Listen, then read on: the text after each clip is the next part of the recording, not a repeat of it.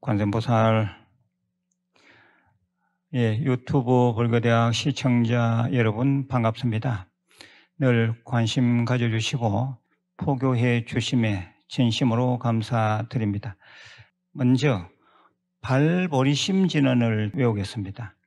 옴 오지짓다 못다 바나야미, 옴 오지짓다 못다 바나야미, 옴 오지짓다 못다 바나야미. 오늘은 삼매의 힘은 시공간을 초월한다 라는 주제로 말씀을 드리겠습니다. 조선 인조 때의 일입니다. 설악산 관음암에 설정이라는 젊은 스님이 혼자 관세음보살 기도에 열중하며 정진하고 있었습니다. 그런데 어느 날 꿈에 스님 속히 고향으로 가보세요. 어서요. 하는 소리를 듣고 벌떡 일어났습니다. 꿈이라지만 너무나도 생생하여 설정 스님은 관세음보살님의 계시라고 받아들였습니다. 그래서 스님은 새벽 예보를 마친 후 고향으로 향했습니다. 고향은 충청도 두메 산골이었습니다. 출가 후 30여 년 만에 찾아가는 고향길인데 고향 동네 어귀에 살던 큰 집, 작은 집 등 친척들이 모여 살던 마을에는 무슨 일로 잡초만 무성할 뿐이었습니다. 스님은 동네 더 안쪽으로 자기가 어릴 때 살던 옛집을 찾아갔습니다. 그런데 역시 이곳도 빈집 마당에 잡초만 무성할 뿐 적막강산이었습니다. 형님 형님 하고 불렀으나 빈 메아리만이 맴돌았습니다. 나무마루 틈 사이에는 밀보리삭이 우물 튀어 몇 가닥 자라고 있었습니다. 스님이 먼지 쌓인 마루에 앉아 과거를 회상하고 있는데 노인 한 분이 지게를 지고 지나가면서 말을 붙였습니다.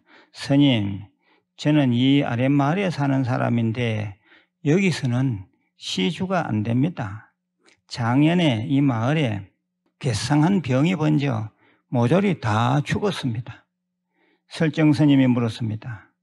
혹시 살아남은 사람이 한 명도 없단 말입니까?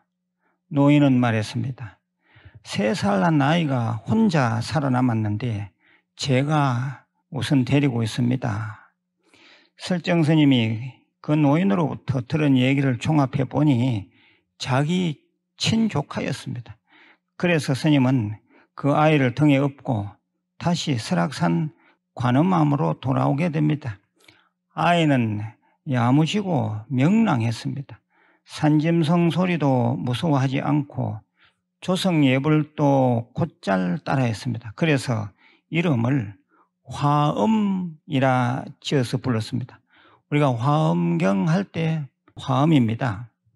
화엄 동자는 설정 스님에게 정과는 다른 삶의 낙을 주었습니다. 그럭저럭 세월이 흘러 화엄 동자가 5살이 된 해 늦가을에 삼촌 설정 스님은 겨울 살림 준비차 양양 쪽으로 탁발을 가게 되었습니다. 양양의 물치장터까지 가야 해서 조카를 데리고 갈 수가 없었습니다. 설정 스님은 5살 화엄 동자를 앉혀놓고 얘기했습니다. 화엄아, 겨울 양식을 위해서 저 먼 바다 마을까지 다녀와야 한단다. 삼촌이 누룽지를 만들어서 저 선반 위에 올려두었다. 배가 고프면 내려 먹고 그래도 삼촌이 오지 않으면 저 부처님 관세음보살님 앞에서 무조건 관세음보살님만 부르거라. 그러면 시간이 금방 지나갈 거다. 알겠지? 글쎄요, 제가 삼촌처럼 얘기하는 것 같습니까? 아무튼 이 화엄동야는 이미 철이 들어서 오히려 삼촌 스님을 안심시키며 조심해서 다녀오시라고 인사를 했습니다. 예, 관음암은 당시에는 인법당 한 채였던 것 같습니다. 예, 인법당이란 사람이 상시 거처하는 법당으로 거기서 밥도 먹고 잠도 자면서 작은 부처님을 모셔놓고 예불 기도도 올리는 법당을 말합니다. 아무튼 화엄동자는 인법당에 홀로 남겨지고 삼촌 설정스님은 목적지인 양양까지 가서 볼일을 다 보았습니다. 하루 꼬박 아주 빡빡하게 걸리는 그런 거리입니다. 거기서 신흥사까지 다시 또 왔는데 날이 저물어서 도저히 더 걸음을 옮길 수가 없었습니다. 신흥사 아는 스님들은 한사코 오늘은 못 간다. 사나운 짐승들도 있을 수 있고 안 된다 하면서 말리는 바람에 그곳에서 잠을 자게 되었습니다. 그곳은 어디죠? 신흥사. 이 무슨 일인가요? 그런데 밤새 눈이 작설하였습니다. 설악산의 눈은 한번 오기 시작하면 말 그대로 질펀하게 내립니다. 제가 백담사 무금선언에서 동안거를 한 적이 있었는데 정말 겨우 내에 눈이 지겨울 정도로 줄기차게 내렸습니다. 아마 그래서 예전부터 설악산이라 하지 않았는가 생각합니다. 설정스님은 어쩔 수 없었습니다. 걸음을 옮길 수 없을 만큼 눈이 쌓이고 쌓였습니다. 스님은 신흥사에서 조카 화엄이 살아있기만을 간절히 기도하는 수밖에 없었습니다. 다른 방법이 있을 수가 없었습니다. 드디어 3월 초가 되어 눈이 녹기 시작하자 스님은 내설악으로 접어들어 백담사를 지나 관음암으로 급히 발걸음을 옮겼습니다. 관음암에 도착하자 더욱 긴장된 마음이었습니다.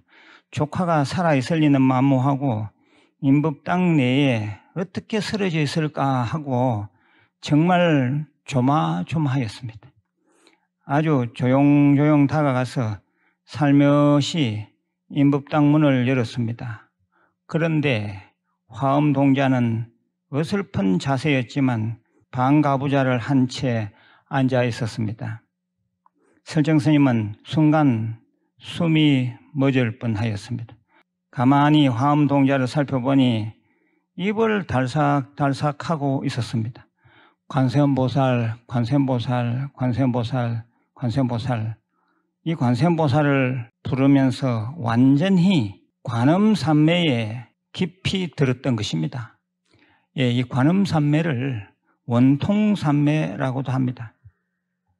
한번 따라해 보십시오. 관음산매, 원통산매. 예, 죽은 줄 알았던 이 조카가 겨우내 잘 견뎌서 관세음보살을 외우고 있다고 생각해봐요. 관세음보살, 관세음보살. 아마 이게 영화 같으면 박수를 치고 나면 난리 났을 겁니다.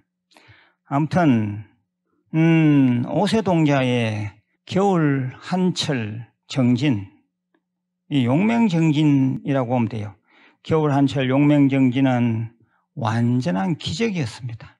그래서 그 뒤로 사람들은 관음암을 오세암으로 바꾸어 부르기 시작했습니다.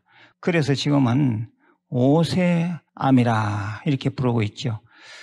예, 백담사 지나서 봉정암으로 가는 그 길목에 오세암이 있는데 오세암은 인심도 좋고 해서 오가는 우리 신도님들, 우리 스님들을 아주 따뜻하게 잘 맞이하고 잠을 재워주는 것을 제가 여러 번 경험을 한 바가 있습니다.